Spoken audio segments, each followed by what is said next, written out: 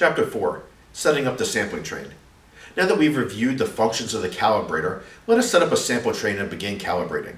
For example, I'll use this GilAir Plus pump with a 3-piece 37mm preloaded filter cassette. Now I will demonstrate setting up your sample train. First, you'll take your step-down connector and attach it to your Gilibrator base on the vacuum side. We're going to be using a GilAir Plus pump with our standard hose and cassette adapter. We'll connect the hose to the GilAir Plus pump, and then we'll want to make sure that we connect the vacuum side of the hose to the cassette, and we'll connect the inlet side to our calibrator base. Always ensure that the media is placed in between the sampling source and the calibrator to account for back pressure.